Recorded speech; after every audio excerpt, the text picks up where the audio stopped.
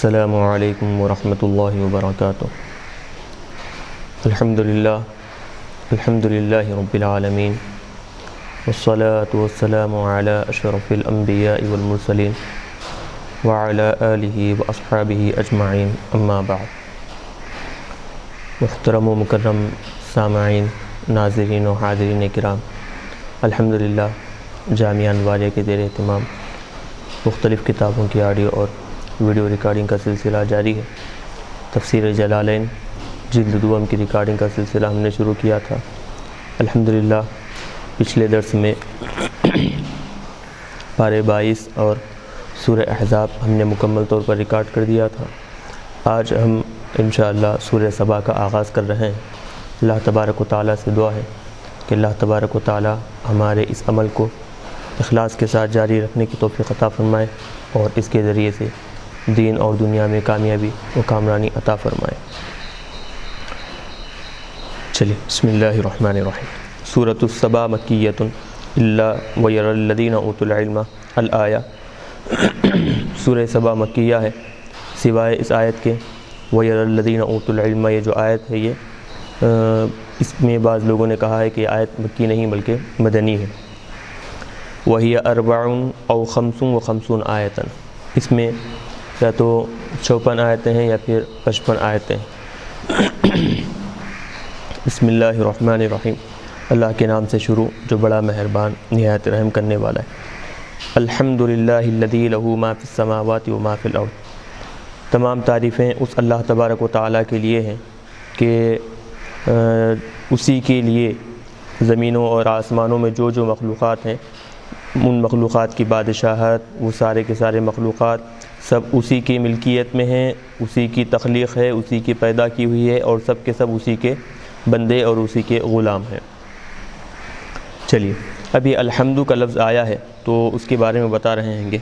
حمد اللہ تعالی نفسہ بذالک، اس کلمے سے یا پھر اس لفظ سے اللہ تبارک و تعالیٰ نے خود اپنی تعریف کی ہے، اپنی تعریف اللہ تبارک و تعالیٰ نے بیان فرمائی ہے۔ حمد اللہ تعالی نفسہ، خود اللہ تبارک و تعالیٰ نے اس لفظ کے ذریعے سے اپنی تعریف کی ہے۔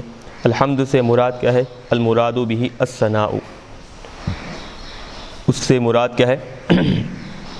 ثنا ہے، یعنی ثنا کے معنی تعریف، وہی بمضمونہ من ثبوت الحمد، اس کے مضمون کے ساتھ، اس کے مضمون کے ساتھ مطلب یعنی کہ الحمد للہ میں، للہ جس سے تعلق رکھتا ہے شبہ فعل، ثابت اس کے پورے لوازمات کے ساتھ مل کر یہ ترجمہ کیا جائے گا۔ من ثبوت الحمد یعنی الحمد ثابت للہ، اس اعتبار سے یہاں پر کیا کریں گے، اس کی تفسیر کریں گے۔ اب الحمد کے ایک تو مترادف لفظ بتائے الحمد، اس کے معنی ایک تو الثناء، یہ ایک معنی ہوئی۔ اب اس کے مختصراً مزید وضاحت کر رہے ہیں۔ وَهُوَ الْوَصْفُ بِالْجَمِيلِ، اچھی تعریف، اچھی وصف، اچھے یعنی خوبصورت انداز میں تعریف کرنا، یہ معنی یعنی کہ ہر طرح کی اچھائیاں اور خوبصورتیاں کن کے لیے ہے؟ للہ، اللہ تبارک و تعالیٰ کے لیے ثابت ہے، یہ معنی ہو۔ الذی لہ ملک السماوات والارض، کے زمینوں اور آسمانوں میں جو جو مخلوقات ہیں وہ سب اسی کی ملکیت میں ہیں، اسی کی پیداوار ہے اور اسی کے بندے اور اسی کے غلام۔ وَلَهُ الْحَمْدُ فِي الْآخِرَةِ، اور اللہ تبارک و تعالیٰ کے لیے ہی ساری کی ساری تعریفیں ہیں، دنیا میں بھی اور ساتھ ہی ساتھ آخرت میں بھی۔ قد دنیا، جیسے کہ دنیا میں ساری تعریفیں اسی کے لیے ہیں، آخرت میں بھی اسی کے لیے ساری کی ساری تعریفیں ہوں گی۔ تو دنیا میں بندے اللہ تبارک و تعالیٰ کی تعریف بیان کرتے ہیں، یہ بات بالکل درست۔ آخرت میں بھی اللہ کی تعریف بیان کریں گے، تو کیا آخرت میں اللہ کی تعریف بیان کرنے کا ان کو مکلف بنایا گیا ہے کیا؟ تو بتا رہے ہیں ایسا نہیں ہے۔ دنیا میں نیک بندوں کے لیے اللہ تبارک و تعالیٰ نے جو وعدے کیے ہیں، اللہ کے دوستوں کے لیے اللہ نے جو وعدے کیے ہیں، آخرت میں جب وہ وعدے اللہ تبارک و تعالیٰ ایک ایک کر پورا کرے گا تو وہ بندے خوشی کے ساتھ اپنی طرف سے خوشی سے وہ کیا ہے؟ اللہ تبارک و تعالیٰ کی تعریف بیان کریں گے۔ جیسے کہ پارے 24 میں رکوع 5 میں جو بتایا گیا ہے کہ جب اہل جنت کو جنت میں داخل کیا جائے گا تو وہ لوگ کہیں گے وَقَالُوا الْحَمْدُ لِلَّهِ الَّذِي صَدَقَنَا وَعْدَهُ، تمام تعریفیں اس اللہ تبارک و تعالیٰ کے لیے ہیں کہ جس نے اپنا کیا ہوا وعدہ پورا کر دکھایا، سچا کیا ہے۔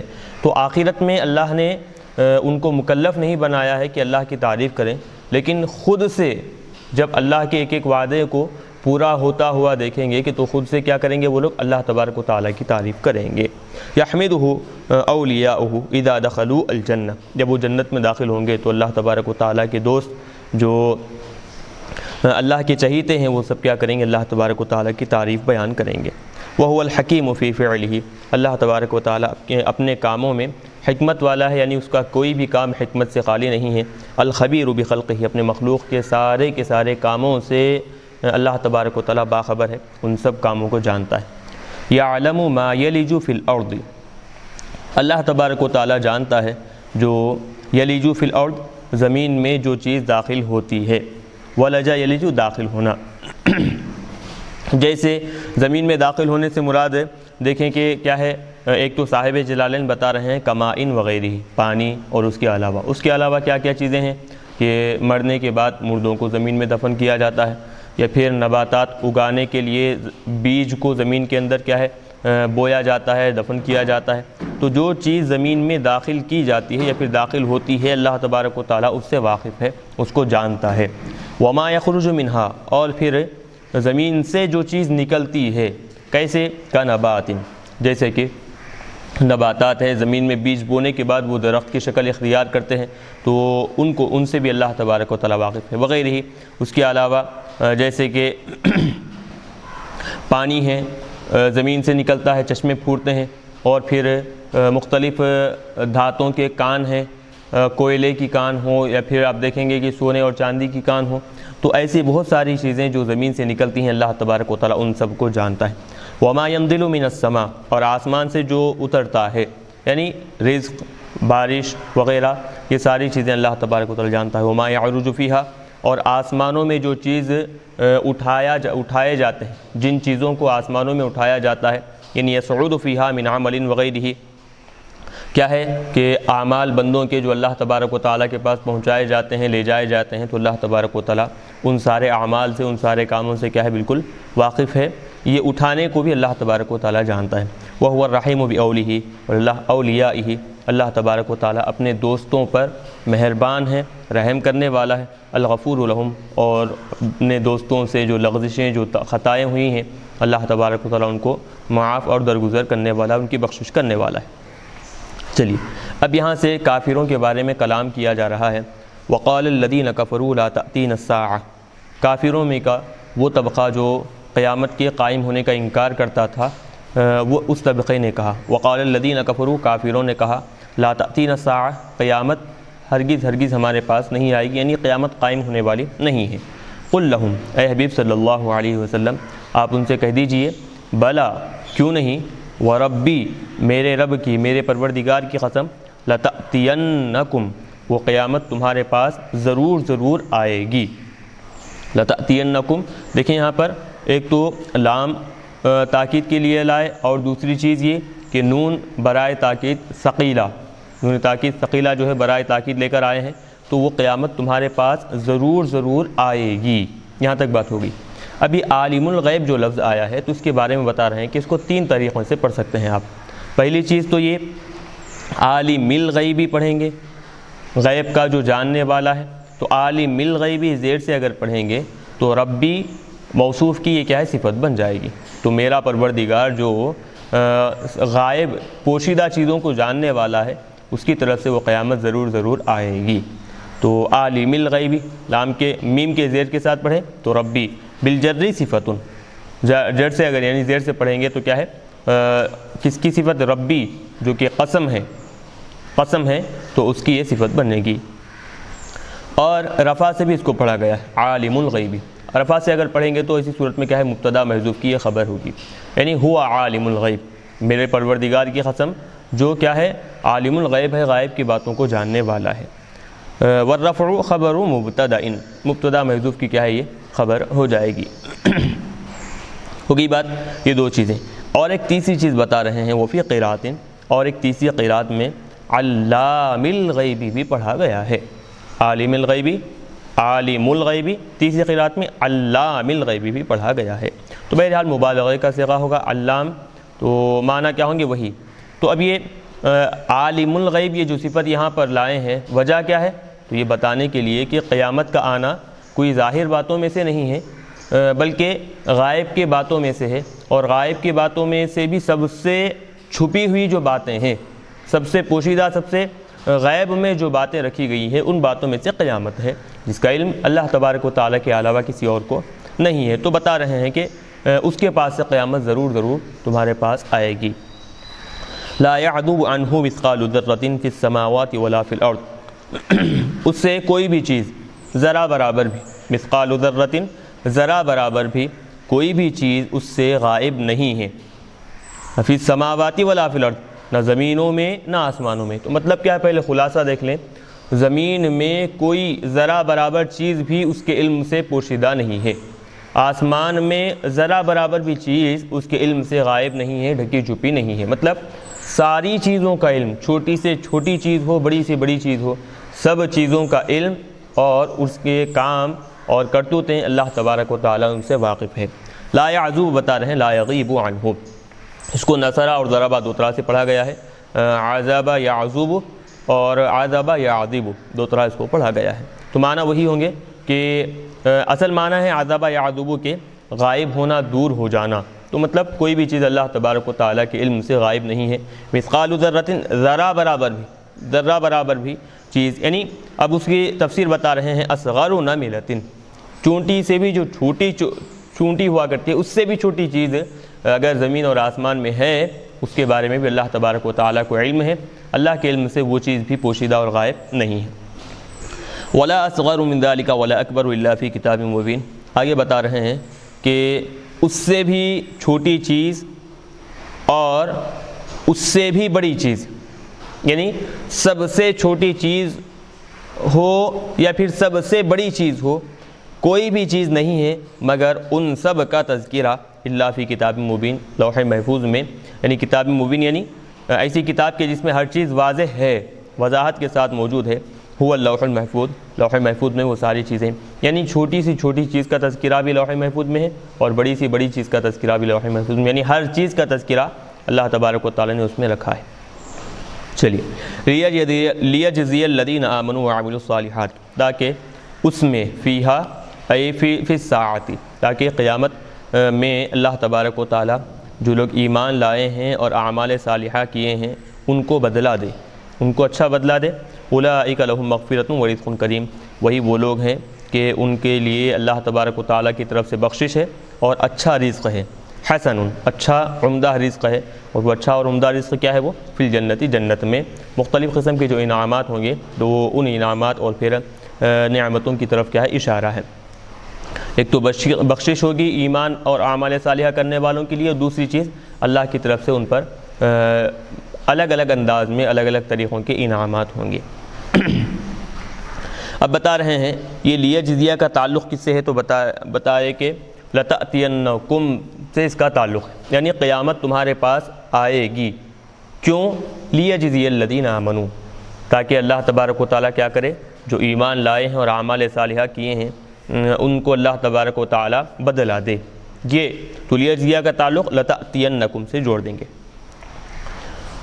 اب رہے وہ لوگ، یہ تو ایمان والے تھے، ایمان والوں کے لیے کیا بدلہ تھا یہ بیان کر دیا گیا۔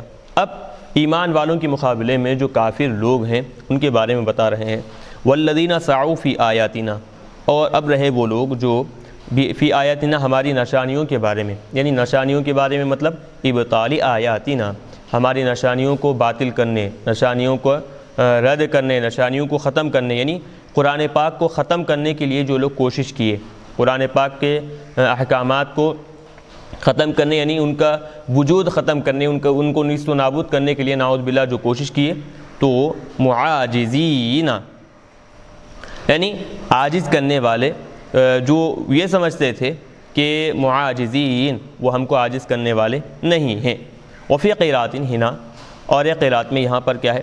وفی ما یاتی، اور آگے جو آ رہا ہے یہاں پر اور آگے ایک مرتبہ یہی لفظ آئے گا، تو دونوں مقامات پر بھی معاجزین ایک اور پھر معجزین، دو طرح اس کو پڑھا گیا ہے، معجزین معاجزین، یہاں پر بھی ہے اور آگے اور ایک مرتبہ یہ لفظ آئے گا تو وہاں دونوں مقامات پر بھی معاجزین ہوگا، اور ایک قرات میں معجزین، یعنی جو لوگ ہماری نشانیوں کو، قرآن پاک کی آیتوں کو ختم کرنے کی کوشش کیے ہیں وہ ہم سے چھوٹنے والے ہیں، کیا ایسا وہ سمجھتے ہیں؟ معجزین۔ تو اب معاجزین معجزین دونوں کے معنی، معجز اگر پڑھیں گے تو کیا معنی ہوں گے، معاجز پڑھیں گے تو کیا معنی ہوں گے، بتا رہے ہیں۔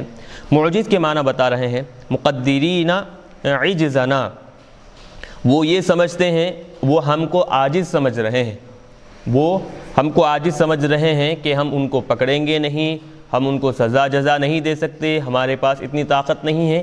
وہ ہماری نشانیوں کو ختم کرنے والے، نشانیوں کو باطل کرنے والے یہ سمجھ رہے ہیں معجزین۔ تو مقدرین عجزنا، وہ یہ سمجھتے ہیں کہ ہم عاجز ہیں، ہمیں عاجز تصور کرتے ہوئے وہ اس طرح کرتے ہیں، تو یہ معنی ہوں گے معجزین پڑھیں گے تو۔ اب اگر معاجزین پڑھیں گے تو کیا معنی ہوں گے، مسابقین لنا، وہ ہم سے، یعنی جو ہماری نشانیوں کو ختم کرنے کی کوشش کر رہے ہیں وہ یہ سمجھتے ہیں کہ ہم سے کیا ہے، چھوٹ جائیں گے، وہ ہم سے آگے بڑھ جائیں گے، سبقت لے جائیں گے، یعنی ہماری پکڑ میں نہیں آئیں گے۔ مسابقین لنا، ہم سے کیا ہے، وہ ہم کو چھوڑ کر چقما دے کر نکل جائیں گے۔ فیفوتوننا، وہ پس کیا ہے، ہم سے کیا ہے، چھوٹ جائیں گے۔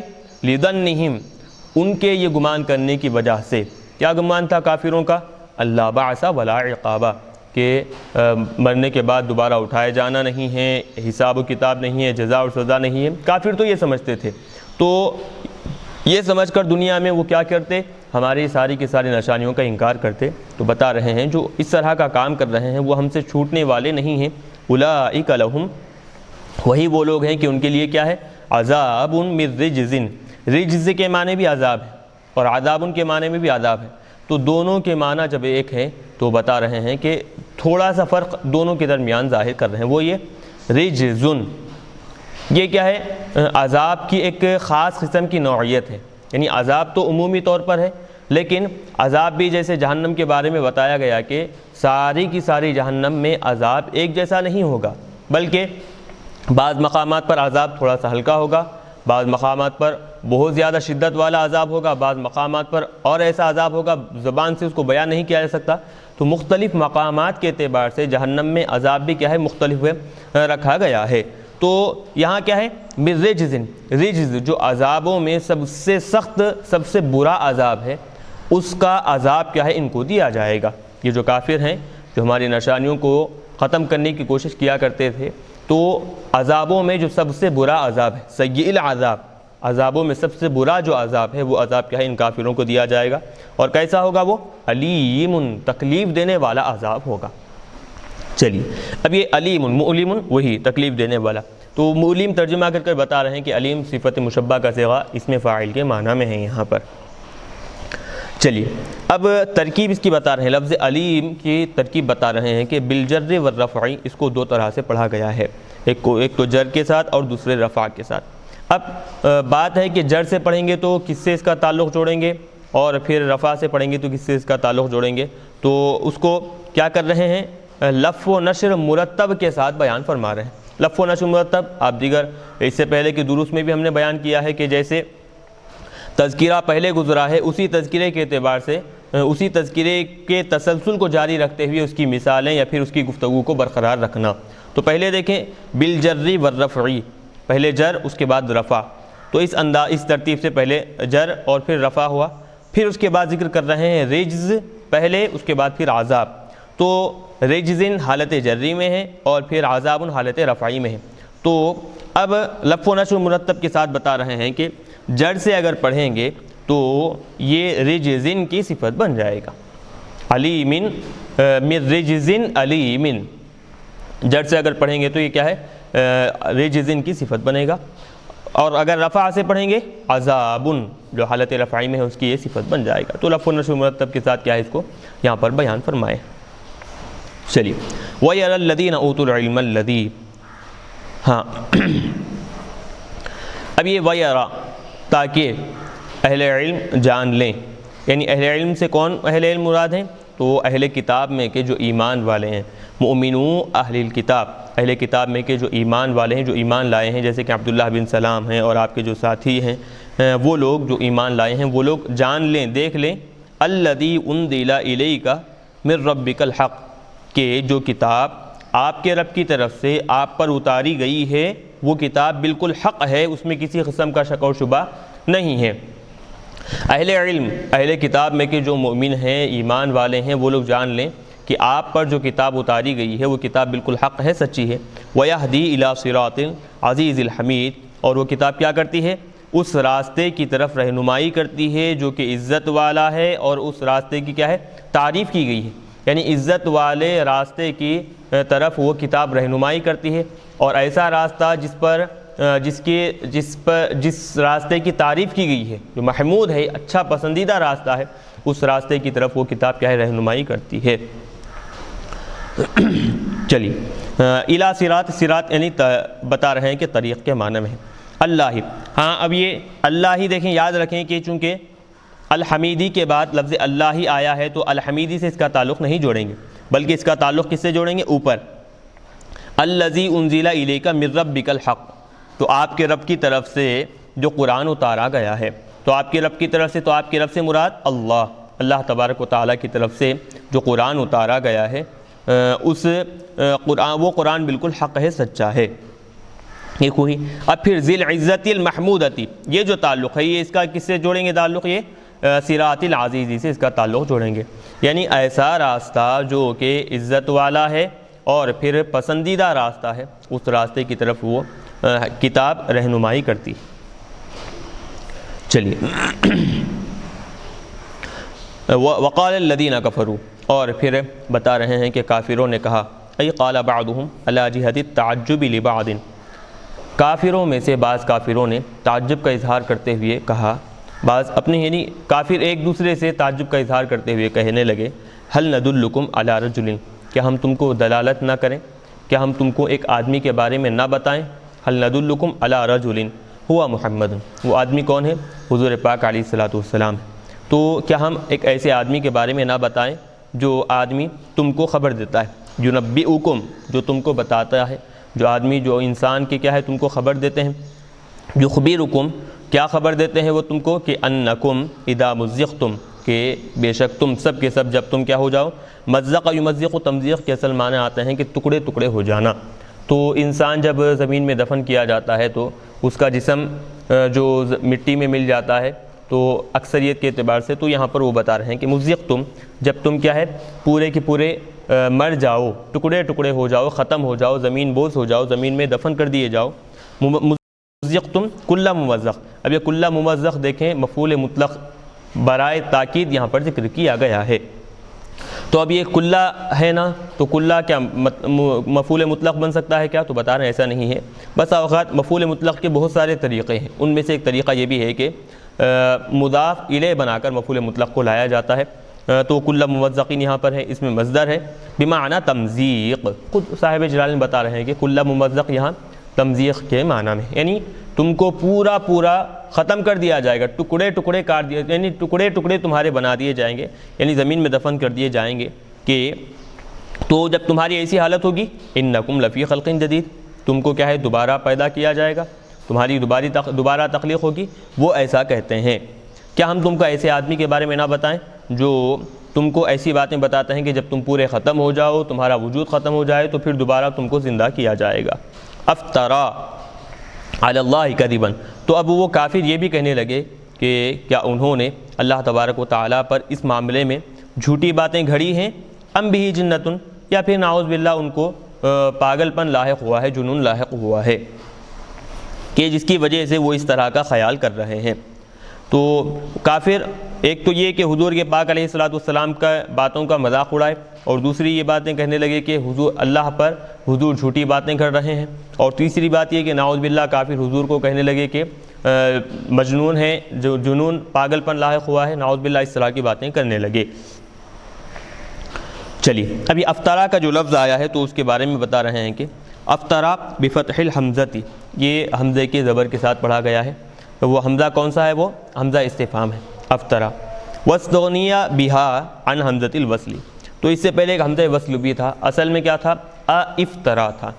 تو افطرا دو حمزے ایک ساتھ آئے ہیں، تو حمزہ وصل کو کیا ہے گرا کر حمزہ وصل کی جگہ میں حمزہ استفہام کو لا کر پڑھا گیا ہے، تو افطرا سے افطرا بن گیا.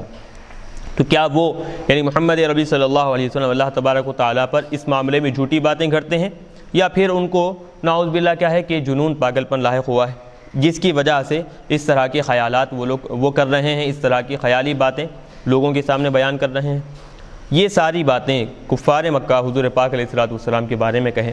اللہ تبارک و تعالیٰ نے فرمایا ان کے رد میں، قال تعالی، اللہ تبارک و تعالیٰ نے ان کے رد میں، ان کے جواب میں فرمایا بل الذین لا یؤمنون بالآخرہ، بلکہ حقیقت میں جو لوگ آخرت پر ایمان نہیں لاتے، فی العذاب والضلال البعید، وہ کیا ہوں گے؟ وہ آخرت میں عذاب میں ہوں گے، اور والضلال البعید، دنیا میں حق سے بالکل دور رہیں گے. جو لوگ کہ جن کا انجام کیا ہے؟ جو آخرت پر ایمان نہیں لاتے، آخرت پر ایمان نہ لانے کی وجہ سے آخرت میں تو ان کو عذاب ملے گا ہی ملے گا، لیکن دنیا میں ان کا مقام، ان کا راستہ ایسا ہے کہ حق سے دنیا میں بالکل دور ہو گئے ہیں وہ لوگ. یعنی صحیح بات کیا ہے، حق کیا ہے، ان کو بالکل سمجھ میں نہیں آئے گا. تو اللہ تبارک و تعالیٰ نے ان کو کیا ہے ایسا بالکل دور کر دیا ہے. کون سی آخرت پر؟ آخرت میں کیا کیا چیزیں ہوں گی تو بتا رہے ہیں المشتملۃ علی البعث والحساب، کہ آخرت میں حساب و کتاب ہوگا، دوبارہ زندہ ہونا ہے. یہ ساری چیزیں جو آخرت میں پائی جائیں گی، آخرت میں شامل ہوں گی. تو وہ کافر جو ہے آخرت کی ان ساری چیزوں کا انکار کرتے تھے، تو ان کے لیے کیا ہے؟ آخرت میں فی العذاب فیہا، یعنی آخرت میں ایک تو عذاب ہے ہی ہے، والضلال البعید من الحق فی الدنیا، اور ایسی گمراہی میں ہے جو گمراہی کی کیا ہے؟ بالکل کیسی ہے؟ حق سے بالکل دور ہے، ان کے عمل کا حق سے ذرا برابر بھی کوئی تعلق نہیں ہے. تو دنیا میں وہ لوگ ایسے حالت میں رہیں گے، اور آخرت میں کیا ہے؟ ایسا دردناک عذاب اللہ تعالیٰ ان کو عطا کرے گا. اب اسی تسلسل کو ایک تو یہ کہ ان کا جواب دے دیے، ان کا جواب دینے کے بعد مزید ان کو جواب دے رہے ہیں، ان کے ذہنوں میں بات اتار رہے ہیں دھمکی کے ذریعے سے. وہ کیا ہے دھمکی؟ اب یہاں بتا رہے ہیں افلم یروا، کیا وہ لوگ نہیں دیکھتے، یعنی وہ کافر نہیں دیکھتے، الی ما بین ایدیہم وما خلفہم، کہ ان کے سامنے کیا ہے اور ان کے پیچھے کیا ہے، ما فوقہم وما تحتہم، کہ ان کے اوپر اور ان کے نیچے. یعنی کہ بتا رہے ہیں کہ کیا کافر اپنے آزو بازو اوپر نیچے نہیں دیکھتے؟ من السماء والارض، کہ کیا ہے زمینوں اور آسمانوں میں سے. ہاں اب اگر ما موصولہ مانیں گے تو کیا ترجمہ ہوگا؟ کیا وہ کافر نہیں دیکھتے کہ ان کے اوپر، ان کے نیچے، ان کے آزو بازو، سامنے پیچھے زمین اور آسمان جو ہیں وہ ہماری تخلیق ہیں، ہم نے ان زمین اور آسمانوں کو پیدا کیا ہے. ان نشاء نخسف بہم الارض، اگر ہم چاہیں تو ان کو ہم زمین میں دھسا سکتے ہیں. ان نشاء، اگر ہم چاہیں تو نخسف بہم الارض، اگر ہم چاہیں تو ان کو کیا کر سکتے ہیں؟ زمین میں دھسا سکتے ہیں، کیونکہ زمین بھی ہماری ملکیت میں، ہمارے حکم کے تابع ہیں. او نسقط علیہم کسفا من السماء، اور اگر ہم چاہیں تو ان پر آسمان سے ایک ٹکڑا ڈال دے سکتے ہیں، گرا سکتے ہیں. کیوں؟ آسمان بھی ہمارے حکم کے تابع ہیں، ہمارے قبضے میں ہے. او نسقط علیہم، اگر ہم چاہیں تو ان پر گرا سکتے ہیں کسفا من السماء، آسمان کا ایک ٹکڑا. اب یہ کسفن دو طرح پڑھا گیا ہے، سین کے سکون کے ساتھ اور سین کے زبر کے ساتھ. کسفن کسفن یعنی کیا معنی؟ قطعتن، آسمان کا ایک ٹکڑا ہم کیا ہے اس میں گرا سکتے ہیں. چلیے وفی قراءۃ فی الافعال الثلاثۃ بالیاء، اب ایک قراءت تو کیا ہوئی یہاں پر دیکھیں کہ جمع متکلم سے پڑھا گیا ہے. ان نشا ایک فعل، نخسف دوسرا فعل، نسقط علیہم من السماء یہ نسقط تیسرا فعل. تو تینوں فعلوں میں کیا ہے؟ جمع متکلم سے پڑھا گیا ہے. اور ایک قراءت میں کیا ہے کہ واحد مذکر غائب سے پڑھا گیا ہے تینوں فعلوں، یعنی ان یشاء یخسف بہم الارض او یسقط علیہم. تو کیا معنی ہوں گے غائب سے پڑھیں گے تو؟ اگر وہ اللہ تبارک و تعالیٰ چاہے گا تو ان پر ان کو زمین میں دھسا دے گا، اور ان پر آسمان کا ایک ٹکڑا ان پر کیا ہے گرا دے گا. یہ معنی ہوں گے. وفی قراءۃ فی الافعال الثلاثۃ بالیاء، اور قراءت میں دینوں افعال میں بھی کیا ہے؟ یا کے ساتھ پڑھا گیا ہے. ان فی ذالک، یہ جو چیزیں دکھائی دے رہی ہیں، دیکھی جا رہی ہیں، ان ساری کی ساری چیزوں میں لآیۃ، بہت ساری نشانیاں ہیں. کس کے لیے؟ لکل عبد منیب، ہر ایسے بندے کے لیے جو اپنے پروردگار کی طرف لوٹ رہا ہے، لوٹنے والا ہے. راجع الی ربہ، اپنے پروردگار کی طرف جو لوٹنے والا جو بندہ ہے اس کے لیے کیا ہے، اس میں بہت ساری نشانیاں ہیں۔ کس بات پر نشانیاں ہیں؟ تدل، جو نشانیاں کے دلالت کرتی ہیں علی قدرت اللہ تعالی علی البعث، مرنے کے بعد دوبارہ اٹھائے جانے پر جو اللہ تبارک و تعالیٰ کی قدرت ہے، جو اللہ تبارک و تعالیٰ قادر ہے دوبارہ زندہ کرنے پر، اس پر یہ آیتیں یہ نشانیاں دلالت کرتے ہیں۔ وما یشاء، اور جو چیزیں اللہ تبارک و تعالیٰ چاہتا ہے وہ ساری چیزیں کرنے پر اللہ تبارک و تعالیٰ قادر ہے، ان پر وہ نشانیاں کیا ہے، ان ساری چیزوں پر دلالت کرتی ہیں۔ تو بہرحال کافر جو حضور پاک علیہ السلام کے شان میں ناشائستہ لفظ استعمال کر رہے تھے، نامناسب الفاظ استعمال کر رہے تھے، تو اللہ تبارک و تعالیٰ نے ان کے جواب میں یہاں پر ایک تو جواب بھی دے دیا اور دوسرے انداز میں ان کو دھمکی بھی دی کہ جس زمین پر یہ لوگ رہ رہے ہیں، جس آسمان کے نیچے یہ لوگ زندگی گزار رہے ہیں، یہ زمین اور آسمان ہماری ملکیت میں ہے، اگر ہم چاہیں تو دونوں میں سے کسی ایک کے ذریعے سے ان کو ہلاک کر سکتے ہیں۔ چلیے بات یہاں پر ہوئی، ختم ہوئی۔ اب یہاں سے حضرت داؤد علیہ السلام کا مختصراً کیا ہے قصہ، اور پھر آپ کی جو خصوصیت تھی اللہ تبارک و تعالیٰ نے، ایک تو نبوت اور رسالت تو آپ کا مقام ہے ہی ہے، دنیاوی اعتبار سے اللہ تبارک و تعالیٰ نے آپ کو جو پیشہ اختیار کرنے کا حکم دیا تھا اس کے بارے میں بھی یہاں سے بیان فرما رہے ہیں۔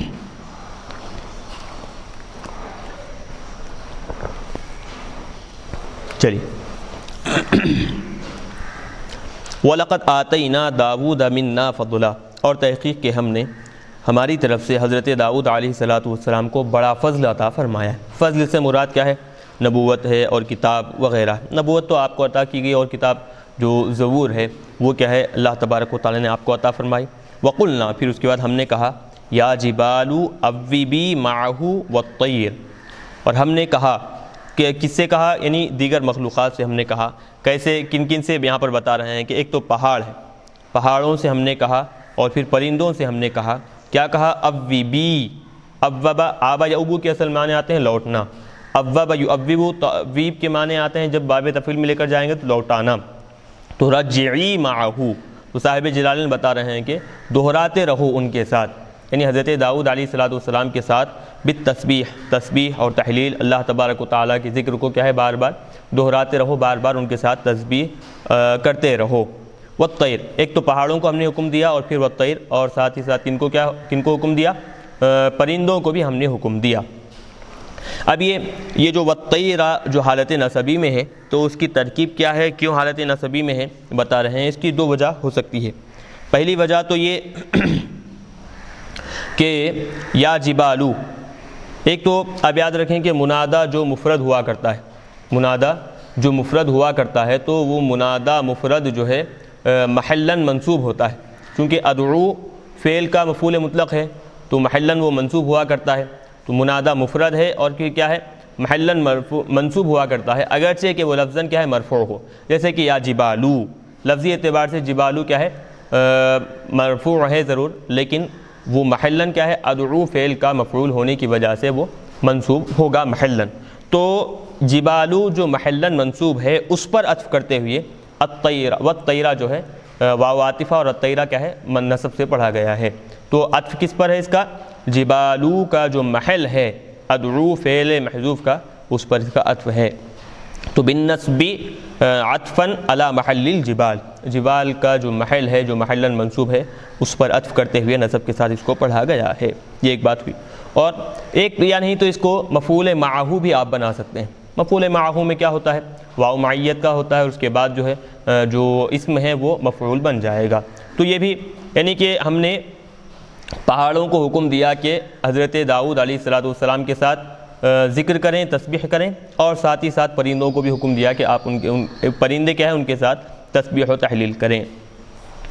اب خلاصہ خود بتا رہے ہیں دعوناہا للتسبیح معہ، ہم نے ان سب کو یعنی پہاڑوں کو، پرندوں کو اور دیگر مخلوقات کو ہم نے بلایا تاکہ وہ سب کے سب کیا ہیں حضرت داؤد علیہ السلام کے ساتھ تسبیح اور تحلیل بیان کریں۔ وَأَلَنَّا لَهُ الْحَدِيدَ، اور ہم نے کیا ہے آپ کے لیے نرم کر دیا ہم نے آپ کے لیے کیا ہے الحدید، لوہا، لوہے کو ہم نے کیا ہے آپ کے لیے بالکل نرم کر دیا۔ فَكَانَ فِي يَدِهِ كَالْعَجِينَ، تو وہ لوہا جو بالکل سخت جسامت والا ہے، سخت جسم والا ہے، جب وہ آپ کے ہاتھ میں آتا تو کیسا محسوس ہوتا؟ آپ کو گوندا ہوا جو آٹا ہے، عجین کہتے ہیں گوندا ہوا جو آٹا ہے اس کو، تو لوہا وہ جو اپنی جسامت اور جسم کے اعتبار سے انتہائی سخت ہے، مضبوط ہے، آپ کے پاس جب آتا تو آپ کا ہاتھ لگتے ہی وہ کیا ہے بالکل آٹے کی طرح، گوندے ہوئے آٹے کی طرح بالکل نرم ہو جاتا تھا۔ تو یہ آپ کی خصوصیت اللہ تبارک و تعالیٰ نے آپ کو عطا فرمائی تھی۔ اور پھر یہ خصوصیت اللہ نے آپ کو عطا کرنے کے بعد اللہ تبارک و تعالیٰ حکم دے رہے ہیں کہ وَقُلْنَا، اور ہم نے کہا اَنِعْمَلْ مِنْهُ، یہ جو لوہا ہے اس سے آپ بنائیں، اَنِعْمَلْ مِنْهُ، اس لوہے سے آپ بنائیں، کیا بنائیں؟ سابغات، کامل طور پر پورے انداز میں بنائیں۔ تو سابغات پورے انداز میں بنائیں، تو بتا رہے ہیں کہ سابغات صفت ہے، اس کا موصوف محذوف ہے، کیا ہے وہ؟ دروعاً سابغات، یعنی کامل درع بنائیں۔ درع یعنی کہ جو جنگ کے دوران جو کیا ہے لوہے کا جو لباس پہنتے ہیں، حملہ اگر ہو تو تیر یا پھر نیزہ، اب دور حاضر کے اعتبار سے گولیوں وغیرہ سے اس سے بچنے کے لیے کیا ہے وہ جو لوہے کا لباس اختیار کیا جاتا ہے اس کو درع کہتے ہیں۔ تو حضرت داؤد علیہ السلام کو حکم دیا گیا کہ تم کیا کرو؟ کامل پورے درع بناؤ۔ کامل درع کا مطلب خود وضاحت کر رہے ہیں، یجرھا لابسھا علی الارض، یعنی پورے اتنے لمبے بناؤ کہ چلنے والا جب وہ درع پہن کر چلے تو وہ درع جو ہے اس کا زمین پر لٹکتا رہے، زمین پر کیا ہے گھسیٹتا ہوا لے جائے، یعنی پورا اوپر سے نیچے تک پورا لوہے میں بالکل پیک ہو، بند ہو، تاکہ کسی بھی اعتبار سے کہیں سے بھی اگر حملہ ہو تو اس سے پہننے والے کا جانی نقصان نہ ہو پائے۔ تو بہرحال تو دیکھیں گے سب سے پہلے یہ جو درع بنانے والے ہیں وہ کون ہیں؟ حضرت داؤد علیہ السلام ہیں، اللہ تبارک و تعالیٰ کے حکم سے آپ نے بنایا تھا۔ تو یہ بھی کیا ہے ایک چیز اس میں خاص طور پر، ہاں ہم پہلے تفسیر دیکھ لیں گے، اس کے بعد پھر جو ایک خاص طور پر اس میں لوگوں کے لیے اور خصوصیت کے ساتھ نوجوان طبقے کے لیے اس میں جو حکم ہے اس پہ ہم اشارہ کریں گے۔ وقدر فی السرد، اور بتا رہے ہیں کہ قدر فی السرد، السرد کہتے ہیں وہی، سرات کا مطلب درع بنانے والے کو سرات کہا جاتا ہے، تو اسی سے سرد یعنی درع میں کیا ہے بالکل مناسب انداز اختیار کرو، یعنی درع جب تم بنا رہے ہو تو درع کے بنانے میں تم ایک ہاتھ بڑا اور ایک ہاتھ چھوٹا ہرگز مت بناؤ، یا پھر ایک طرف بہت زیادہ لمبا ایک طرف بہت زیادہ چھوٹا نہیں، بلکہ برابر مناسب انداز میں صحیح مقدار میں کیا ہے درع بناؤ، درع تیار کرو۔ بنسج الدروع، درعوں کو پرونا مطلب کیا ہے؟ درع بنانا مراد ہے، تو جو بنا رہے ہیں درع تم اس کو کیا کرو؟ مناسب انداز میں بناؤ۔ قیل لصانعھا سرات، وہ جو درع بنانے والا ہے اس کو کیا کہا جاتا ہے؟ سراد کہا جاتا ہے۔ ای مطلب خود وضاحت کر رہے ہیں کہ اجعلہ بحیث یتناسب حلقہ، اس طور پر بناؤ اس کو کہ اگر وہ پہننے والا ہو تو پہننے والے کے لیے اس کے لیے بالکل ایک تو مناسب ہو، اور دوسرے اس کے جو حلقے ہیں وہ حلقے بالکل مناسب ہو۔ حلقوں سے مراد جو گردن کے پاس ہیں یا پھر ہاتھ موڑنے کے یہ جو مقامات ہیں یہ ہو، یا پھر گھٹنوں کے پاس کے جو مقامات ہیں یہ کیا ہے بالکل مناسب ہو، یعنی ایک بڑا ایک چھوٹا یا پھر ایک طرف کم ایک طرف زیادہ ایسا مت بناؤ، بلکہ بالکل مناسب انداز میں برابر انداز میں تم کیا ہے ان کو تیار، اس درعوں کو تیار کرو۔ یہ ایک بات ہوئی۔ جو اب اس آیت میں اللہ تبارک و تعالیٰ آپ دیکھیں گے کہ انبیاء کرام کو اللہ تبارک و تعالیٰ نے ہر نبی کو آپ دیکھیں گے کہ کسی ایک نبی کے علاوہ آپ دیکھیں گے کہ ہر نبی کو اللہ تبارک و تعالیٰ نے کوئی نہ کوئی پیشہ اختیار کرنے کا اللہ تبارک و تعالیٰ نے حکم دیا۔ بعض نبی کیا ہے بکریاں چراتے تھے، بعض نبی کیا ہے کپڑوں کا کاروبار کرتے تھے، اور بعض انبیاء کرام آپ دیکھیں گے جیسے کہ حضرت داؤد علیہ السلام ہے یہ درعوں کو تیار کرتے تھے، اور بعض انبیاء کرام کیا ہے لکھنے کی صلاحیت رکھتے تھے، تو لکھنا بھی کیا ہے اپنے مقام پر ایک فن رکھتا ہے۔ تو بہرحال تو اللہ تبارک و تعالیٰ نے انبیاء کرام کو دنیا میں بھیجنے کے بعد یوں ہی اپنی طرف سے رزق ان کو عطا نہیں کیا، بلکہ ان کی زندگی لوگوں کے لیے نمونہ بنا کر بیان فرمایا کہ جہاں تم دینی کاموں میں مصروف ہوتے ہو، دینی کاموں میں جہاں تک تم مصروف ہوتے ہو تو اپنی پوری کی پوری زندگی دینی کاموں میں مصروف ہونے کے ساتھ ساتھ دنیاوی معیشت کے لیے، دنیاوی زندگی کے لیے تم کیا کرو؟ اپنے لیے تھوڑے سے اسباب اختیار کرو، تجارت کی شکل میں ہو یا پھر کوئی اور شکل میں تم اپنے لیے سامان اختیار کر رکھو، تاکہ اس کے ذریعے سے ایک تو تمہاری دین کی خدمت بھی ہو اور ساتھ ہی ساتھ دنیاوی معیشت میں تمہیں کسی کی حاجت، کسی کی ضرورت پیش نہ آئے۔ تو یہ آپ دیکھیں گے کہ انبیاء کرام کیا ہے انبیاء کرام کا کام تو یہی ہے کہ اللہ کے پیغامات پہنچائیں، دینی خدمات میں مصروف رہیں۔ ان کے ساتھ ساتھ اللہ تبارک و تعالیٰ نے کیا ہے انبیاء کرام کو بعض ہنر بھی عطا فرمائے ہیں، بعض کام بھی اللہ تبارک و تعالیٰ نے اختیار کرنے کا حکم دیا تھا۔ تو یہ کیا ہے، دراصل تعلیم امت کے لیے ہے، امت کو صحیح راستہ بتانے کے لیے ہے۔ چلیے، خود حضور پاک علیہ الصلوۃ والسلام کو آپ دیکھیں کہ حضور پاک علیہ الصلوۃ والسلام تجارت کیا کرتے تھے، تجارت میں بہت اچھی مہارت آقا علیہ الصلوۃ والسلام کو حاصل تھی۔ ملک شام کا واقعہ ہے۔ تو بہرحال تو لوگوں کو چاہیے، خاص طور پر اس میں جو بات بتائی جا رہی ہے، علماء ملت کو چاہیے کہ اپنی دینی مصروفیات کے ساتھ ساتھ اپنے لیے کچھ دنیاوی کیا ہے اسباب بھی وہ لوگ اختیار کر رکھیں، تاکہ وہ کیا ہے زندگی گزارنے میں، زندگی کی معیشت میں ان کو کیا ہے یہ اسباب سے مدد حاصل ہو، اور ساتھ ہی ساتھ ان کے جو دینی خدمات ہیں وہ دینی خدمات میں بھی رکاوٹ پیدا نہ ہو۔ چلیے، اب بتا رہے ہیں وَعَمَلُوا صَالِحًا۔ تو اب یہ جو نعمتیں اللہ تبارک و تعالیٰ نے حضرت داؤد علیہ السلام کو عطا فرمائی، ایک تو کیا ہے کہ نبوت ہے اور کتاب ہے، اور سارے کے سارے مخلوقات کو آپ کا فرما بردار کرنا، اور پھر سارے مخلوقات آپ کے ساتھ مل کر تسبیح و تحلیل بیان کرنا، اور پھر لوہے کو آپ کے ہاتھ میں بالکل نرم کر دینا۔ تو یہ جو یہ ساری جو نعمتیں، جو خصوصیتیں اللہ نے حضرت داؤد علیہ السلام کو عطا فرمائی ہیں، تو اس کے بدلے میں بتا رہے ہیں کہ وَعَمَلُوا اَيْ آلَ داؤد مَعَهُ، اے داؤد علیہ السلام کی اولاد، تم حضرت داؤد علیہ السلام کے ساتھ کیا کرو، نیک اعمال کرو، اعمال صالحہ کرتے جاؤ۔ انی بما تعملون علی بصیر، بے شک تم جو کام کر رہے ہو میں اس سے واقف ہوں، دیکھ رہا ہوں۔ فاجازیکم بہ، تمہیں اس کام کا پورا بدلہ میں کیا کروں گا، تم کو عطا کروں گا۔ چلیے، حضرت داؤد علیہ السلام کا یہاں پر مختصراً تذکرہ ختم ہوا۔ اب پھر حضرت سلیمان علیہ السلام کا یہاں سے تذکرہ شروع کر رہے ہیں۔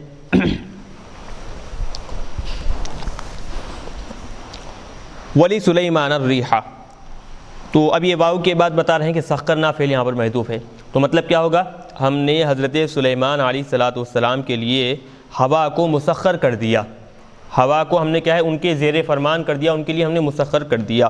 وفی قراءۃ بالرفع بتقدیر تسخر، یہ معنی پڑھیں گے، یعنی ہوا حضرت سلیمان علیہ السلام کے لیے کیا ہے مسخر کر دی گئی۔ ہاں، تسخر یتسخر، تسخر یتسخر، تو تسخر یہ فعل ماضی مجہول سے باب تفاعل سے اصطلاح پڑھیں گے، تو تسخر پڑھیں گے تو الریح اس کا نائب فاعل ہوگا، اور سخرنا اگر محذوف مانیں گے تو الریحہ کیا ہے، سخرنا فعل کا مفعول بن جائے گا۔ تو نصب سے اور رفع سے دو طرح اس کو پڑھا گیا ہے۔ وسخرنا لسلیمان الریحہ، اور ہم نے کیا ہے حضرت سلیمان علیہ السلام کے لیے ہوا کو مسخر کر دیا، یا دوسرے معنوں میں ہوا کیا ہے حضرت سلیمان علیہ السلام کے لیے مسخر کر دی گئی۔ غدوھا شہر ورواحھا شہر، کیا مطلب، تو بتا رہے ہیں ایک مہینہ وہ کیا کرتی، صبح کے وقت سے لے کر سیرھا من الغدوۃ بمعنی الصباح الی الزوال، تو صبح کے وقت سے لے کر زوال کے وقت تک ایک مہینہ چلا کرتی۔ ورواحھا، اور راح یا روح کے معنی دوپہر کے وقت یا پھر شام کے وقت کے معنی آتے ہیں۔ تو ایک مہینہ وہ صبح کے وقت سے لے کر زوال کے وقت تک چلتی، ورواحھا، اور ایک مہینہ کیا ہے زوال کے وقت سے لے کر غروب آفتاب کے وقت تک کیا ہے وہ چلا کرتی تھی، ایک مہینہ۔ ای مسیرت، اس کی وہ ہوا کی مقدار اتنی تھی۔ یہ ایک معنی ہوئی۔ دوسرے اس کے معنی یہ ہوتے ہیں کہ اگر وہ ہوا اتنی زیادہ مسخر کر دی گئی تھی حضرت سلیمان علیہ السلام کے لیے کہ ایک مہینے میں جتنی مسافت طے کی جاتی ہے، یعنی ایک مہینہ ایک علاقے سے اگر دوسرے علاقے تک اگر پہنچیں تو ایک مہینہ لگ جائے گا، تو وہ ایک مہینہ جہاں پر لگے گا تو وہ ہوا کیا کرتی، صبح سے لے کر زوال کے وقت تک اتنی مختصر مدت میں اتنا لمبا سفر کیا ہے طے کرایا کر دیتی تھی۔ آپ کو کیا ہے مختصر وقت میں اتنا لمبا سفر کیا ہے آپ کا طے ہو جاتا، یہ بھی ایک معنی ہوتے ہیں۔ تو آگے بتا رہے ہیں وَأَسَلْنَا لَهُ عَيْنَ الْقِطْرِ، اور ہم نے کیا کیا، پگھلا کر ان کے لیے بہا دیا۔ أَسَلْنَا لَهُ عَيْنَ الْقِطْرِ، قطر نحاس، تانبے کے چشمے ہم نے کیا ہے ان کے لیے بہا دیے۔ فَأُجْرِيَتْ ثَلَاثَةُ أَيَّامٍ، تو وہ تانبا کیا ہے 3 دن، بِلَيَالِهِنَّ، 3 دن اور 3 راتیں مسلسل کیا ہے تانبا ان پر بہایا گیا۔ کجری الماء، کیسے بہایا گیا، جیسے پانی کے چشمے جاری ہوتے ہیں بہتے ہیں، تو ویسے تانبا اللہ تبارک و تعالیٰ نے کیا ہے آپ کے لیے بہا دیا۔ اب وہی جو تانبا اللہ تبارک و تعالیٰ نے حضرت سلیمان علیہ السلام کے لیے بہایا تھا، تو وہ تانبا کیا ہے، ہر مقام پر پہنچ گیا۔ آج تک جو لوگ تانبا استعمال کرتے ہیں وہ تانبا کہاں سے ہے؟ وہ حضرت سلیمان علیہ السلام کے لیے جو عطا کیا گیا تھا اسی کا تھوڑا تھوڑا حصہ کیا ہے، مختلف مقامات پر پہنچ گیا ہے، اور آج تک اسی کو استعمال کرتے ہیں لوگ۔ وَعَمَلُ النَّاسِ إِلَى الْيَوْمِ مِمَّا أُعْطِيَ سُلَيْمَانَ، حضرت سلیمان علیہ السلام کو جو تانبا دیا گیا تھا آج تک اسی سے کیا ہے لوگ کیا ہے اس کو استعمال کرتے ہیں، اس سے اپنے کام نکالتے ہیں۔ تو بہرحال ایک تو یہ کہ ہوا آپ کے لیے مسخر کر دی گئی، اور دوسری خصوصیت کہ تانبا آپ کے لیے اللہ تبارک و تعالیٰ نے بہا دیا۔ وَمِنَ الْجِنِّ، اور جنات بھی اللہ تبارک و تعالیٰ نے کیا کہ آپ کے زیر فرمان کر دیے جنات کو بھی، اور پھر آپ کے لیے مسخر کر دیا۔ اور جنات کیا کام کرتے تھے؟ مَن يَعْمَلْ بَيْنَ يَدَيْهِ بِإِذْنِ رَبِّهِ، اللہ تبارک و تعالیٰ کے حکم سے وہ حضرت سلیمان علیہ السلام کے سامنے کام کیا کرتے تھے۔ اللہ کے حکم سے کیا ہے، ایک تو مسخر کر دیا گیا تھا جنات کو، اور ساتھ ہی ساتھ اللہ تبارک و تعالیٰ کے حکم سے حضرت سلیمان جو بھی کام کروانا چاہتے تو وہ جنات کیا ہے فوری طور پر کام کرتے تھے۔ وَمَن يَزِغْ مِنْهُمْ عَنْ أَمْرِنَا، اور جو ان جنات میں سے کوئی بھی ہمارے حکم سے آگے بڑھ جائے، ہمارے حکم عدولی کرے یعنی حکم کی خلاف ورزی کرے، یعنی حضرت سلیمان علیہ السلام کی اطاعت کو چھوڑ کر، ان کے احکامات کو چھوڑ کر، یا پھر ہماری اطاعت و فرما برداری کو چھوڑ کر جو ہمارے حکم کی خلاف ورزی کرے گا ان جنات میں سے، نُذِقْهُ مِنْ عَذَابِ السَّعِيرِ، تو ہم اس کو کیا کریں گے، جو عذاب کے ہم نے تیار کر رکھا ہے، آخرت میں جو آگ ہم نے تیار کر رکھی ہے اس آگ سے ہم کیا ہے اس کو مزہ چکھائیں گے۔ وَقِيلَ فِي الدُّنْيَا، اب بتا رہے ہیں کہ ایک تو آخرت کا عذاب ہے ہی ہے، بعض لوگوں نے کہا ہے کہ آخرت کے ساتھ ساتھ دنیا میں بھی اللہ کی نافرمانی کرنے والے جو جنات ہیں، اللہ کی اطاعت نہ کرنے والے جو جنات ہیں، دنیا میں بھی ان کو عذاب دیا جائے گا۔ دنیا میں عذاب کیسے بتا رہے ہیں، بِأَن يَضْرِبُهُ مَلَكٌ بِصَوْتٍ مِّنْهَا ضَرْبَةً تُحْرِقُهُ، یعنی کہ فرشتہ اس جنات کو ایک ایسا مار مارے گا کہ اس ایک مار سے وہ جنات کیا ہے جل کر راکھ ہو جائے گا۔ تو اس طرح دنیا میں اس کو سزا دی جائے گی، عذاب دیا جائے گا، اور آخرت میں تو دردناک آگ جو اللہ تبارک و تعالیٰ نے تیار کر رکھی ہے اس کے لیے اللہ تبارک و تعالیٰ نے وہ آگ میں تیار کر رکھی ہے اور اس کو وہ عذاب دے گا۔ ایک بات یہاں پر آئی تو میں آپ کو بتلاتا چلوں کہ جنات کی جو تخلیق ہے، تو جنات کی تخلیق کے بارے میں جو بتایا جاتا ہے کہ آگ سے اللہ تبارک و تعالیٰ نے جنات کو پیدا کیا۔ آگ سے جب جنات بنے ہیں تو جہنم میں بھی آگ ہے، تو آگ سے بنے ہوئی جنات کو آگ میں جب ڈالیں گے تو اس سے کیا اثر ہوگا، اس کو کیا سزا ملے گی؟ ایک سوال پیدا ہوتا ہے۔ انسان پھر بھی جسم سے بنا ہوا ہے، اگر اس کو آگ میں ڈالیں گے تو جلے گا، تکلیف ہوگی، یہ بات بالکل درست ہے۔ جنات کا جسم ہی کیا ہے، آگ سے بنا ہوا ہے، اس کو پھر اگر آگ میں ڈالیں گے تو تکلیف کیا ہوگی اس کو؟ تو اس کو کیا ہے ایک عام انداز میں بزرگان دین بیان فرمائے ہیں کہ اگرچہ دونوں کی حیثیت ایک ہے ضرور، لیکن آگ اپنے مقام پر جو عذاب کا کام کرنا ہے وہ کام کرے گی۔ کیسے؟ جیسے اس کو انسان کی ہی مثال دے کر بتائے ہیں کہ مٹی ایک عام مٹی ہے اور دوسرا انسان ہے، اور انسان کی پیدائش بھی کیسے ہوئی ہے؟ مٹی کے ذریعے سے ہوئی ہے۔ تو دونوں بھی بحیثیت اصلیت اگر دیکھیں تو زمین کی مٹی بھی مٹی ہی ہے، اور انسان کا جو جسم ہے وہ بھی مٹی سے بنا ہوا ہے، تو دونوں بھی بحیثیت اصلیت مٹی ہی ہے۔ لیکن جب مٹی کا ڈھیلا لے کر انسان کو ماریں گے، انسان کو تکلیف ہوگی ضرور۔ تو بالکل ویسے ہی جنسیت اصلیت ایک ہونے کی وجہ سے عذاب نہیں ہوگا، یہ تصور نہیں کیا جا سکتا۔ تو ویسے ہی جنات اگرچہ آگ سے بنے ہوئے ہیں، لیکن آگ جو جہنم کا عذاب ہے اس کی تکلیف جنات کو ضرور پہنچے گی۔ جیسے کہ اصلیت کے اعتبار سے مٹی اور انسان دونوں ایک ہونے کے باوجود مٹی کے ڈھیلے سے جب انسان کو ماریں گے تو تکلیف ضرور ہوگی، محسوس ہوگی۔ دونوں کی اصلیت ایک ہے، ہونا تو یہ چاہیے کہ مٹی کو لگے تو تکلیف نہ پہنچے، یہ ہونا چاہیے، لیکن ایسا نہیں ہے، بلکہ اللہ تبارک و تعالیٰ نے اپنی حکمت سے ایسے بہت ساری چیزیں بنا کر رکھی ہیں کہ اصلیت ایک ہونے کے باوجود بھی جب عذاب دینا چاہتا ہے اللہ تبارک و تعالیٰ تو اسے عذاب ضرور پہنچاتا ہے۔ تو بہرحال جنات کا تذکرہ چل رہا تھا، تو جنات حضرت سلیمان علیہ السلام کے کیا ہے زیر فرمان کر دیے گئے ہیں۔ اب کیا کیا کام کراتے تھے حضرت سلیمان جنات سے بتا رہے ہیں، یعملون لہ ما یشاء من محارب۔ محارب محراب، یہ تو ایک تو ہوتا ہے کہ مسجد کے قبلے کی طرف جو خاص قسم کا جو بنایا جاتا ہے، قبلہ اس سمت ہے معلوم ہونے کے لیے، یہ تو ایک محراب ہے ہی ضرور، لیکن مرادی طور پر یہ معنی کیا ہے، بلند عمارتیں، محلات، یہ سارے معنی بھی لیے جاتے ہیں، تو یہاں بتا رہے ہیں وہی معنی ہے۔ تو یعملون لہ، وہ جنات حضرت سلیمان علیہ السلام کے لیے کام کرتے ما یشاء، جو حضرت سلیمان چاہتے. یہ عمل اگر بنانے کے معنی لیں تو حضرت سلیمان علیہ السلام جو بنوانا چاہتے وہ جنات کیا ہے آپ کے حکم کے تحت وہ ساری چیزیں بنا دیتے تھے. من محارب ابنیت مرتفعات، بلند عمارتیں جنات کیا کرتے تھے حضرت سلیمان علیہ السلام کے حکم سے بنا دیتے تھے. یصعد الیہا بدرج، کہ جہاں پر کیا کس سے چڑھا جاتا کہ اتنے بلند عمارتیں ہوتی کہ وہاں پر چڑھنے کے لیے سیڑھیوں کا سہارا لینا پڑتا. درجۃ درجن کیا ہے سیڑھیوں کا سہارا لینا پڑتا تھا. تو سیڑھیوں کے ذریعے سے بلند عمارتوں پر پہنچتے چلتے تھے. تو شیاطین کیا ہے جنات آپ کے حکم کے مطابق ایسے ایسے بلند محلات عمارتیں تیار کرتے. اور وہ تماثیل، اور پھر مختلف قسم کے مجسمے بنایا کرتے تھے، مختلف قسم کے مجسمے. تو اب یہ مجسموں سے اب بتا رہے ہیں کہ تماثیل کیا لفظ ہے؟ تمثال کی جمع ہے، تمثال جمع تماثیل. وَهُوَ كُلُّ شَيْءٍ مَثَّلْتَهُ بِشَيْءٍ، یعنی ہر ایسی چیز کہ جس کو کیا ہے دوسری چیز میں ڈھال دیا گیا ہو، کسی دوسری چیز سے کیا ہے مجسمہ بنایا گیا ہو. تو اب یہ مٹی کا مجسمہ ہو یا پھر کسی چیز کا مجسمہ ہو تو کیا کرتے ہیں مٹی جو اصل ہے اس کو کیا کرتے ہیں اس کو ایک جگہ جمع کر ایک انسان کی شکل کے اعتبار سے کسی بھی مجسمے کے اعتبار سے کیا ہے اس کو تیار کیا جاتا ہے. تو کسی ایک چیز کو کیا کرنا دوسری چیز میں ڈھال دینا، دوسری شکل و صورت میں تبدیل کر دینا. ای صور من النحاس، چاہے وہ تانبے کا ہو یا پھر کانچ کا ہو یا پھر رخام کہتے ہیں کہ سفید پتھر، یا پھر اس کو کیا معنی لیں گے کہ سنگ مرمر، یہ بھی مراد ہو سکتا ہے. تو اس سے کیا ہے تراشنا، اس سے مجسمے بنانا.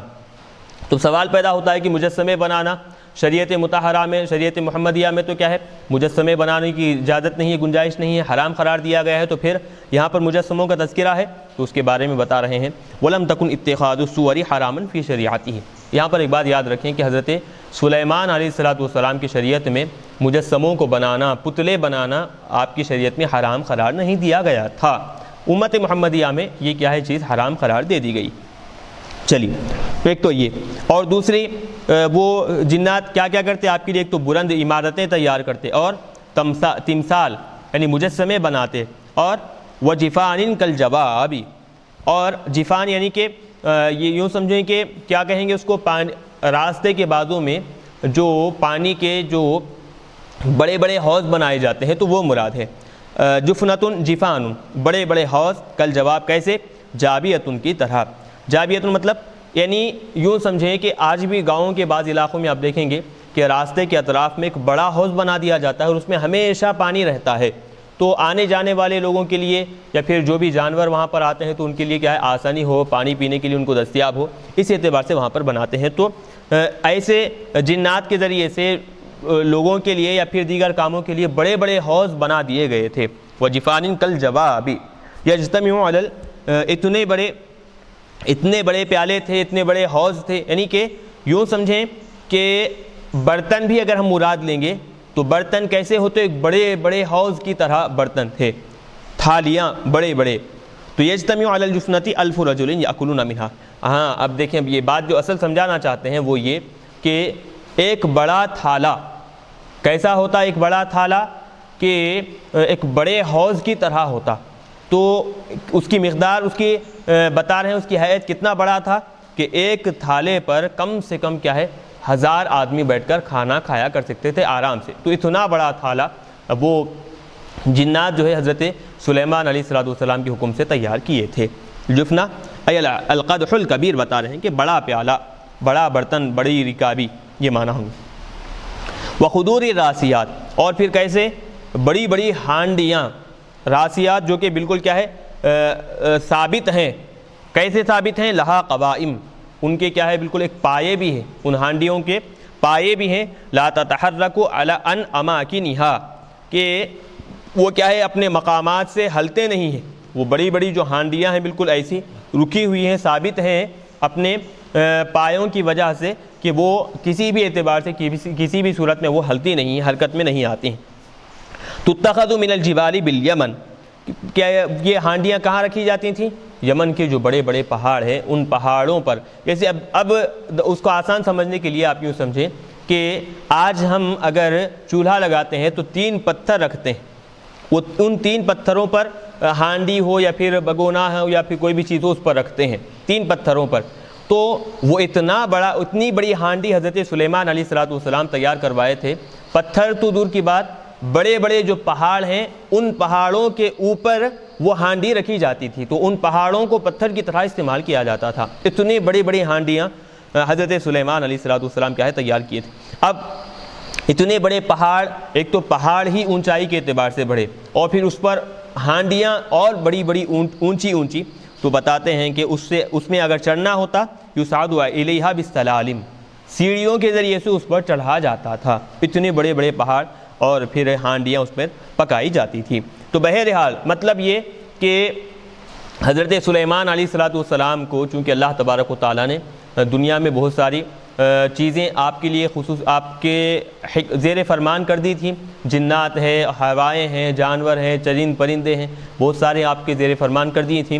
تو ان کے ہی لیے آپ نے کھانے پینے کا اس طرح اہتمام کیا کرتے تھے، پرندوں کے لیے، جنات کے لیے، اور ساتھ ہی ساتھ چرند وغیرہ جو جانور ہیں، حیوانات ہیں، ان کے لیے کھانے پینے کا اس طرح اہتمام کیا کرتے تھے. یہ ساری چیزیں ہونے کے بعد اب اللہ تبارک و تعالیٰ بتا رہے ہیں وَقُلْنَا، اور ہم نے کہا اعملوا یا آل داؤد شکرا، اے داؤد علیہ السلام کی اولاد، اللہ تبارک و تعالیٰ کی اطاعت و فرما برداری کر. تو اب اعلیٰ داؤد سے مراد کون ہے یہاں پر؟ ایک تو یہ کہ حضرت داؤد علیہ السلام خود مراد ہو سکتے ہیں، یا نہیں تو حضرت داؤد علیہ السلام کے جو اولاد ہیں حضرت سلیمان علیہ السلام میں اور آپ کے اہل خانہ میں آپ دیکھتے چلے جائیں تو ان سارے کے سارے لوگ بھی یہاں پر مراد ہو سکتے ہیں.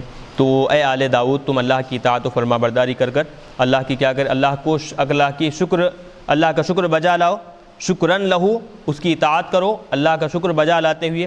کس پر؟ علی ما آتاکم، اللہ تبارک و تعالیٰ نے جو تم کو انعامات عطا کیے ہیں، جو نعمتیں تم کو اللہ نے عطا کیے ہیں، ان انعامات کے بدلے میں تم اللہ تبارک و تعالیٰ کا شکر بجا لاؤ. وقلیل من عبادی الشکور، اب بتا رہے ہیں لیکن ان میں سے بہت ہی کم لوگ ایسے ہیں جو کیا کرتے ہیں کہ میرے بندوں میں سے بہت ہی کم لوگ ایسے ہیں جو شکر بجا لاتے ہیں. العامل بطاعتی شکراً لنعمتی، یعنی میری اطاعت و فرما برداری کر عمل کرنے والے، میری نعمتوں کا شکر بجا لانے والے میرے بندوں میں سے ایسے بہت ہی کم لوگ ہیں. چلیے اب یہاں پر ایک مختصر سا واقعہ حضرت سلیمان علیہ السلام کی وصال کا بیان فرما رہے ہیں. فلما قضینا علیہ الموت، پر جب حضرت سلیمان علیہ السلام پر ہم نے کیا ہے موت کو مقرر کیا، یعنی ماتا، جب حضرت سلیمان علیہ السلام انتقال فرمائے تو کس حالت میں انتقال فرمائے کہ ایک مرتبہ حضرت سلیمان علیہ السلام اپنا جو عصا تھا اس عصا پر ٹیک لگا کر کھڑے ہوئے، اسی حالت میں اللہ تبارک و تعالیٰ نے آپ کی روح قبض فرمائی.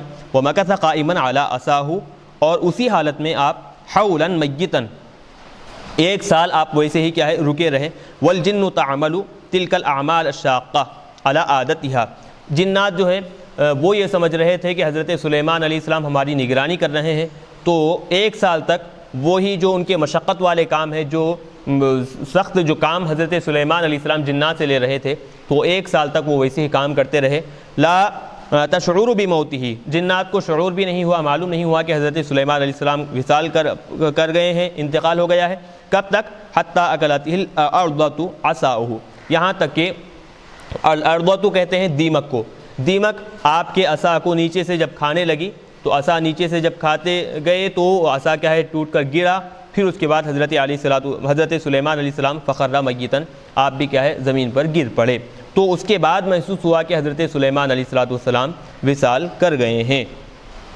ما دلہم علی موتہ الا دابۃ الارض، آپ کے وصال فرمانے پر کوئی بھی چیز دلالت نہیں کی مگر وہ دابۃ الارض، یعنی وہ جو دیمک ہے، وہ دیمک کیا کی آپ کے وصال فرمانے پر، آپ کے انتقال کر جانے پر کیا ہے دلالت کی بتائی.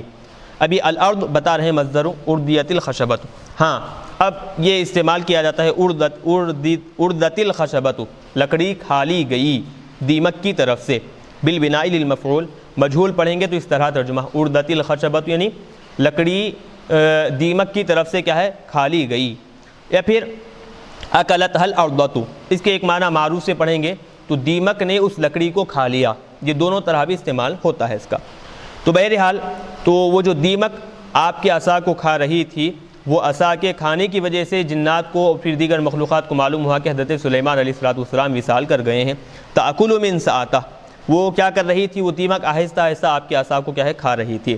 من ساتا بالحمزتی و ترکیب، دو طرح اس کو پڑھا گیا ہے عصاہ لأنہا ینسأ یطرد ویزجر بہا، کیونکہ وہ حضرت سلیمان علیہ السلام اس عصا کے ذریعے سے کیا ہے جو بھی ڈانٹ کرنا ہے، زجر و توبیخ کرنا ہے، ڈانٹنا ہے تو اس عصا کے ذریعے سے ہی کیا ہے ڈانٹتے تھے، کسی کو ہکالنا ہے تو اسی عصا کے ذریعے سے کیا ہے ہکالتے تھے، تو اسی لیے اس کو منساتا یہاں پر کہا گیا ہے۔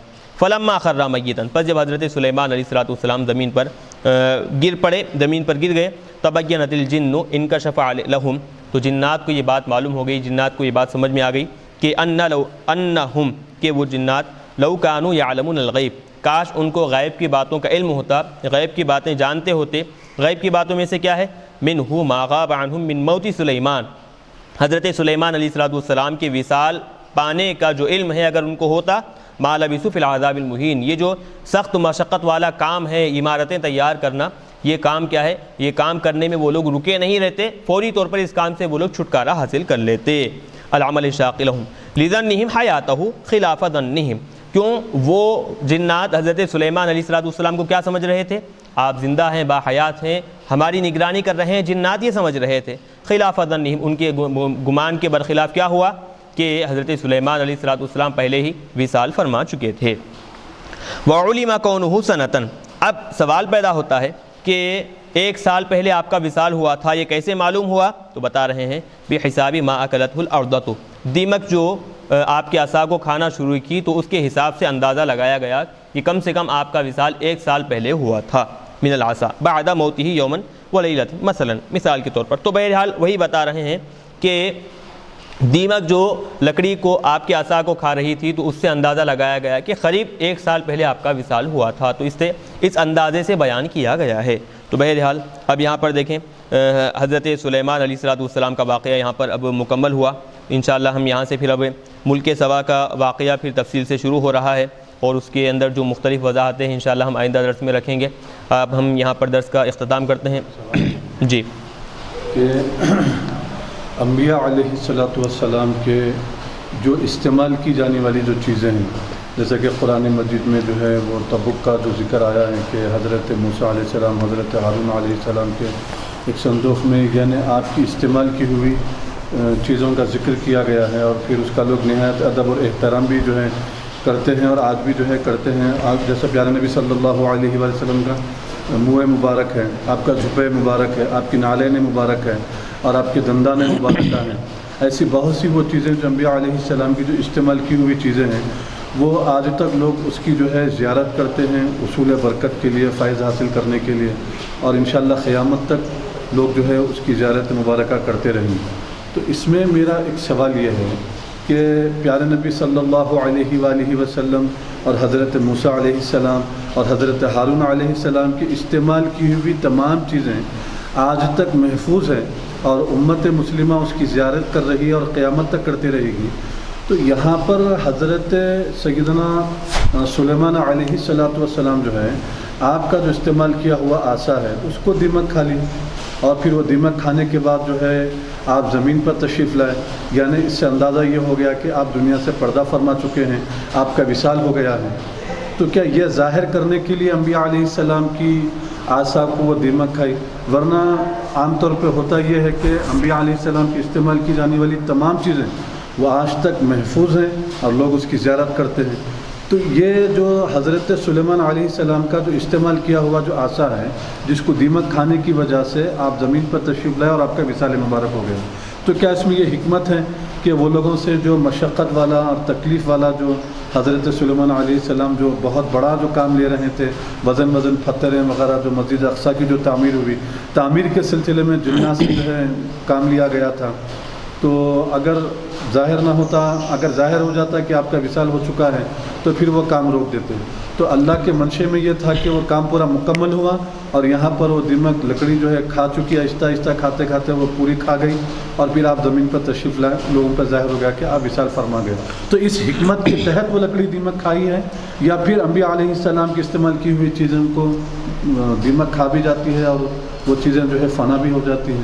اس بارے میں علماء کرام اور صوفیاء کرام کیا فرماتے ہیں؟ اب دیکھیں کہ جیسے ابھی آپ نے بتایا، یہاں پر بھی بات بتائی جا رہی ہے کہ وہ مسجد اقصیٰ نہیں ہے بلکہ بیت المقدس کے بارے میں بتایا جا رہا ہے کہ حضرت داؤد علیہ السلام کیا ہے بیت المقدس کے بارے میں آپ اس کی تعمیر کے لیے بنیاد رکھے تھے، تاسیس آپ نے کی تھی اس کی، لیکن وہ کام پائے تکمیل تک پہنچنے سے پہلے حضرت داؤد علیہ السلام کا وصال ہو گیا تھا، تو وہ کام اللہ تبارک و تعالیٰ نے حضرت سلیمان علیہ السلام کو سونپا تھا۔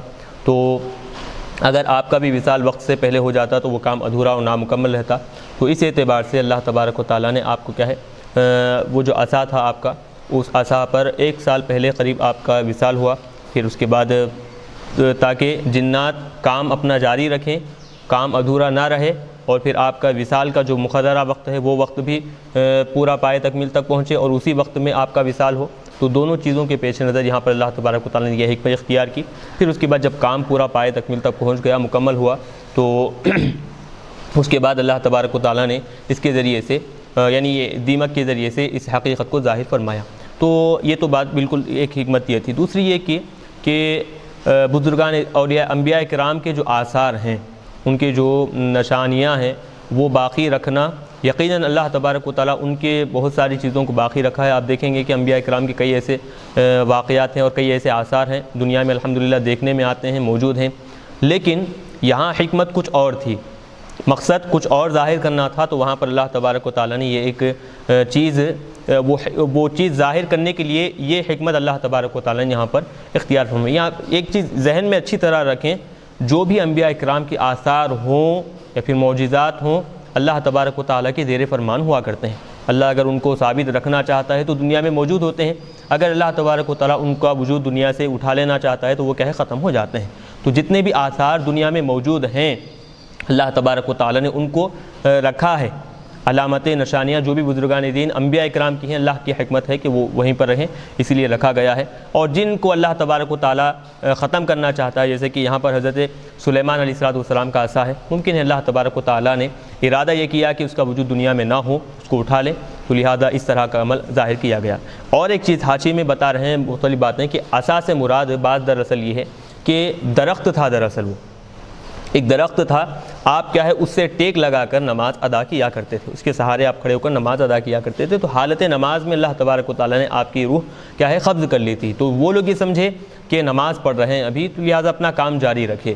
پھر اس کے بعد میں جب وہ آہستہ آہستہ وہ جو لکڑی ہے، وہ درخت کی جو لکڑی ہے، وہ لکڑی جب دیمک کھاتے کھاتے جب ختم ہو گئی، وہ درخت گر گیا، اس کے بعد حضرت سلیمان علیہ السلام جو ٹیک لگائے ہوئے تھے وہ بھی کیا ہے گر گئے۔